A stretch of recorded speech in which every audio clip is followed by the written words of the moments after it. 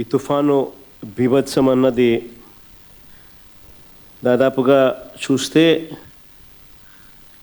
నిజం చెప్పాలనంటే wind share form అయ్యి కాస్తో కూస్తో తుఫాన్ డిసిపేట్ అయ్యి తీవ్రత తగ్గినప్పటికీ కూడా రైతుల మీద మాత్రం దీని ప్రభావం చాలా సివియర్గాను సీరియస్గాను దీని ప్రభావం చోటు చేసుకుంది.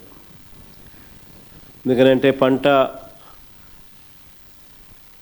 బాగా పొట్టకొచ్చిన సమయంలో జరిగిన కురిసిన ఈ వర్షాల వల్ల పంట నేల ఒరిగింది.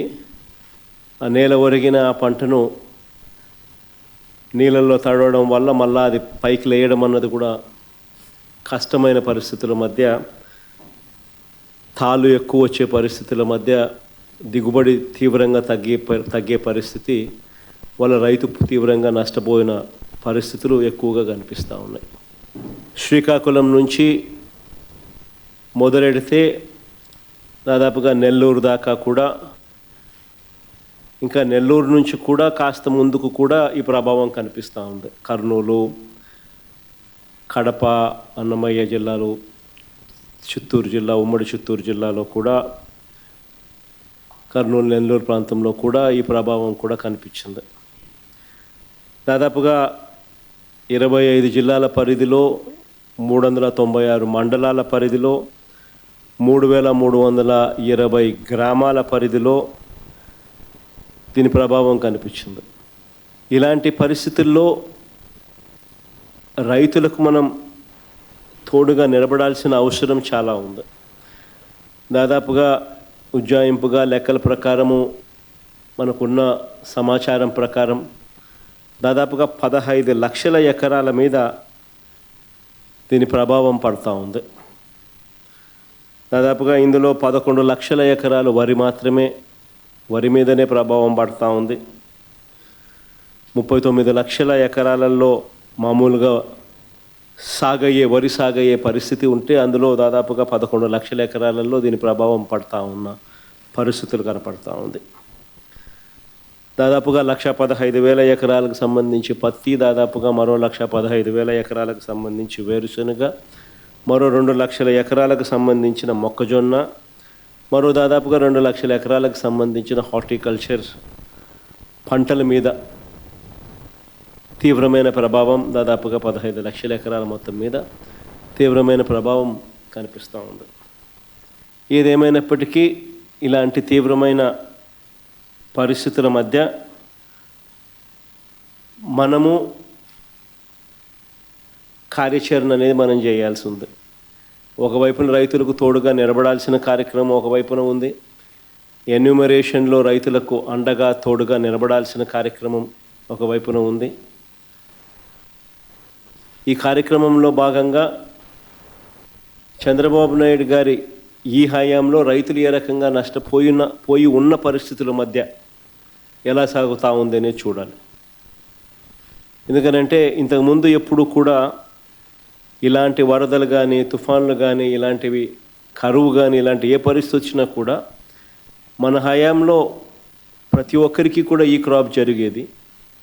ఆర్బీకే వ్యవస్థ అన్నది అప్రమత్తంగా ఉండేది.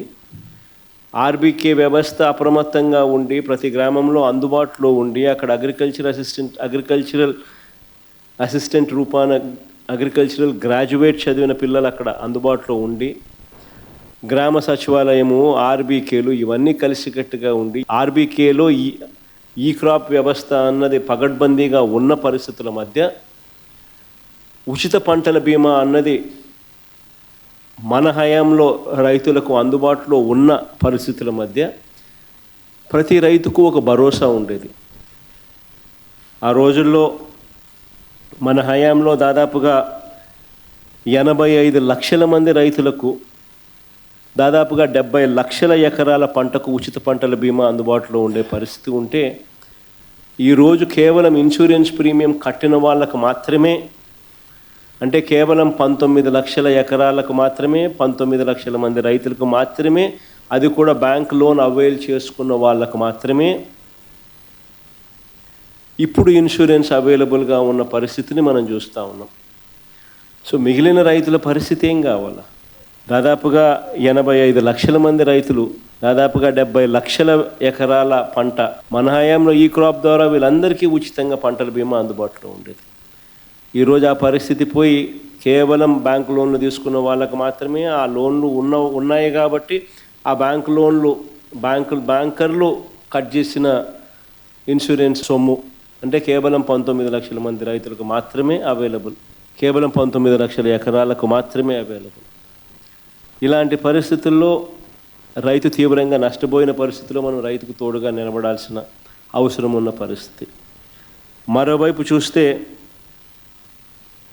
ఇన్పుట్ సబ్సిడీ అన్నది ఈ ప్రభుత్వ హయాంలో అసలు వాస్తవం ఏమిటి అని చెప్పి చూస్తే ఈ 16 నెలలకు గాను అసలు ఎంత ఇన్పుట్ సబ్సిడీ ఈ ప్రభుత్వం ఇచ్చింది, ఎంతమంది రైతులకు ఇన్పుట్ సబ్సిడీ ఇచ్చింది అని చెప్పి ఒకసారి గమనిస్తే దాదాపుగా ఈ 16 నెలల్లో ఈ డీప్ డిప్రెషన్స్ కానీ సైక్లోన్స్ కానీ ఇలాంటివి రాష్ట్రంలో పంటలు నష్టపోయిన పరిస్థితులు దాదాపుగా 2024 నుంచి చూస్తే జూన్ నుంచి చూస్తే దాదాపు 16 సార్లు ఉత్పన్నమైనాయి. ఈ 16 సార్లకు సంబంధించి ఎంతమంది రైతులకు ఇన్పుట్ సబ్సిడీ అందింది, ఎంతమంది రైతులకు నష్టపోయిన పరిస్థితుల మధ్య వాళ్ళకు ప్రభుత్వం తోడుగా నిలబడింది అని చెప్పి చూస్తే ఈ ప్రభుత్వం తరపు నుంచి గుండు సున్నా కనిపిస్తుంది. అంటే ఏ ఒక్క రైతుకు కూడా ఇన్పుట్ సబ్సిడీ అన్నది అందించని పరిస్థితిలో ఈ రాష్ట్ర ప్రభుత్వం కనిపిస్తూ ఉంది. దాదాపుగా వీళ్ళు ఈ క్రాప్ చేయకుండా రైతులను నిర్లక్ష్యం చేసినప్పటికీ కూడా వాళ్ళ దగ్గర ఉన్న వాళ్ళ లెక్కల ప్రకారమే చూసినా కూడా దాదాపుగా 5.5 లక్షల మంది రైతులకు ఇన్పుట్ సబ్సిడీ రూపేణ 600 కోట్లు ఇవ్వాలని అది ఇవ్వకుండా ఎగరగొట్టిన పరిస్థితులు మనం చూస్తూ ఉన్నాం. మిర్చికి క్వింటాలకు 11,781 రూపాయలు ఇస్తాము, కొనుగోలు చేస్తాము అని చెప్పినారు క్వింటాలకు.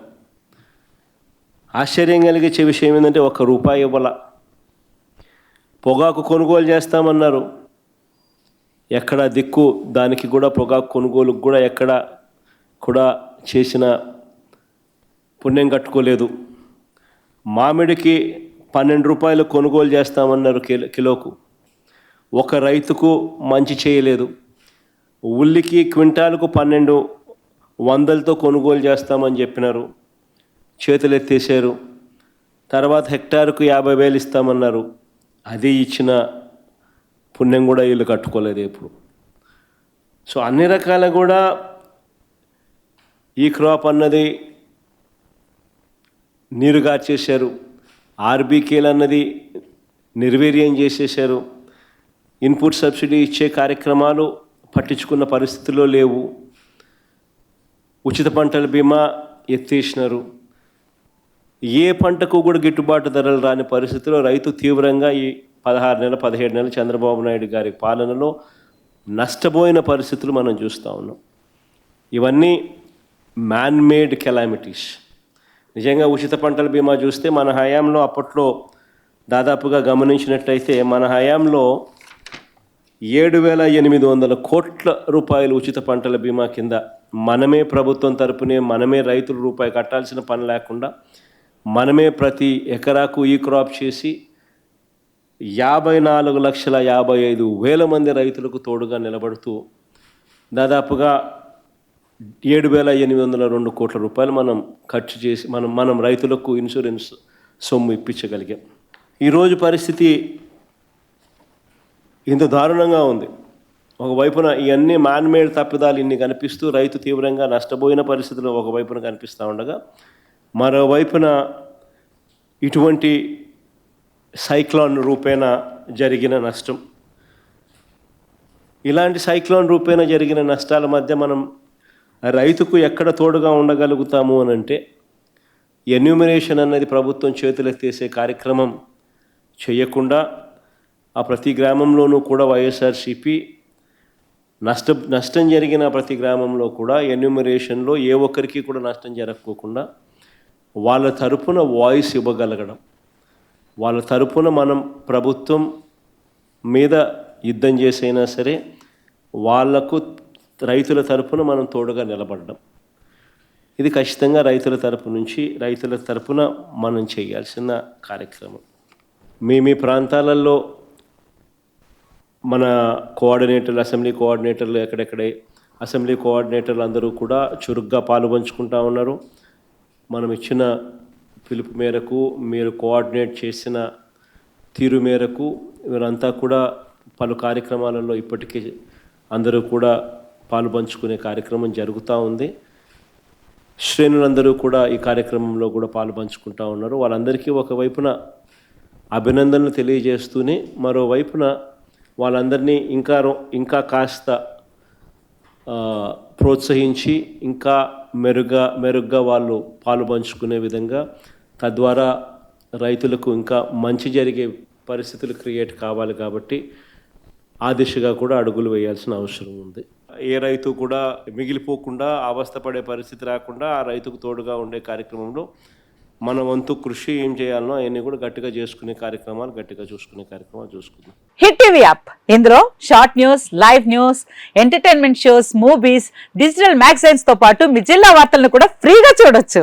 ఇంకెందుకు ఆలస్యం, వెంటనే హిట్ టీవీ యాప్ ని డౌన్లోడ్ చేసుకుని ఫ్రీగా ఎంటర్టైన్మెంట్ పొందండి. Hit TV app. Hit TV app. Please download hit TV app. Hit TV app ని ఫ్రీగా డౌన్లోడ్ చేసుకొని ఎంజాయ్ చేయండి. మీకు నచ్చిన ఎంటర్టైన్మెంట్ కోసం హిట్ టీవీ యాప్ ని ఫ్రీగా డౌన్లోడ్ చేసుకొని ఎంజాయ్ చేయండి. హిట్ టీవీ యాప్ ని డౌన్లోడ్ చేసుకుని ఆస్వాదించండి, ఆశీర్వదించండి. ఇంతమంది సెలబ్రిటీలు హిట్ టీవీ యాప్ ని డౌన్లోడ్ చేసుకోండి అని చెప్తున్నారంటే ఎంత మంచి యాప్ ఆలోచించండి. అమెరికాలో చదవాలనుకునే వాళ్ళకి విశ్వసనీయమైన పేరు మన శౌర్య కన్సల్టెన్సీ. UK లో 1 year masters, UK లో 1 year masters, 2 years work permit up to 5 years visa. Contact Saurya Consultancy. Contact 89851 89851.